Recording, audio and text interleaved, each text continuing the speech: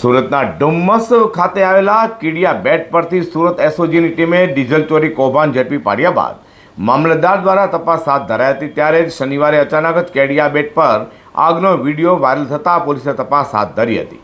જોકે આગ કુદરતી રીતે ઉનાળાની ગરમીથી સૂકા ઘાસમાં લાગી હોવાનું સામે આવ્યું છે। ડુમ્મસ પાસેના કેડિયા બેટ પર શનિવારે રાત્રે લાગેલી આગ સૂકા ઘાસમાં લાગી હોવાનું પોલીસ જણાવ્યું હતું। એસીપી સહિતના અધિકારીની ટીમ સ્થળ તપાસ કરી હતી। એસઓજીની ટીમે ડુમ્મસ પાસેના કીડિયા બેટ પરથી ચોરીના ડીઝલનું કૌભાંડ પકડી પાડ્યું હતું। સુમસામ રહેતા બેટ પર શનિવારે રાત્રે અચાનક આગ ભભૂકી ઉઠી હતી। આગના કારણે તંત્રએ દોડધામ શરૂ કરી દીધી હતી। આગનું કારણ જાણવા માટે ડીસીપી ઝોન 7 સૈફ અલી બરવાલ દ્વારા એસીપી શ્વેતા ડેનિયલની અધ્યક્ષતામાં ડુમ્મસ અને હજીરા પોલીસ ઇન્સ્પેક્ટર તથા પોલીસ જવાનોની ટીમ બનાવાઈ હતી। પોલીસના જણાવ્યા પ્રમાણે કીડિયા બેટ પર કેટલાક વિસ્તારમાં સૂકું ઘાસ હતું। આ ઘાસમાં આગ લાગી હતી। કુદરતી રીતે બેટ પર સૂકા ઘાસમાં ઉનાળાની ગરમીના કારણે આગ લાગી હોવાનું પ્રાથમિક દ્રષ્ટિએ પોલીસે અનુમાન લગાવ્યું હતું। જોકે પોલીસે બેટ પર કરેલા સર્ચ દરમિયાન ટાપુ પરથી કોઈ ગુનાહિત વસ્તુ કે પછી શંકાસ્પદ પ્રવૃત્તિ મળી નથી। હાલ સમગ્ર વિસ્તારમાં પોલીસ દ્વારા તપાસ અને નિરીક્ષણ કરાઈ રહ્યું છે।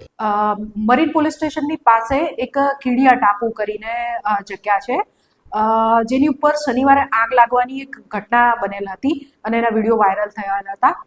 સામાન્ય રીતે મરીન પોલીસ સ્ટેશન દ્વારા રેગ્યુલર પાણીમાં પેટ્રોલિંગ કરવામાં આવે છે। સમયાંતરે ટાપુ પર પણ પેટ્રોલિંગ વગેરે કરવામાં આવે છે।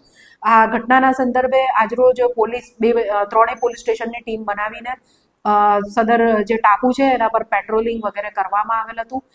જે આગવાળી જગ્યા છે ત્યાં જોતા પ્રાથમિક દ્રષ્ટિએ કોઈ ગુનાહિત વસ્તુ મળી આવેલ નથી।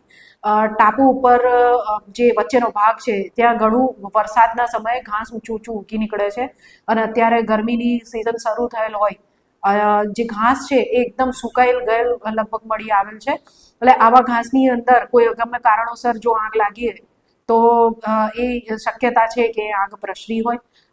બાકી પોલીસ દ્વારા જે ત્યાં કાર્યવાહી કરવામાં આવી, ત્યાં સર્ચ કરવામાં આવી, ત્યાં કોઈ એવી ગુનાહિત વસ્તુ હાલ મળી આવી નથી। કીડિયા બેટ પર ડીઝલ કૌભાંડ પકડાયા બાદ બેટ પર કબજો કરીને ગેરકાયદે ઝીંગા તળાવ સહિતની ગેરકાયદે પ્રવૃત્તિ ચાલતી હોવાની ફરિયાદ ઉઠી હતી।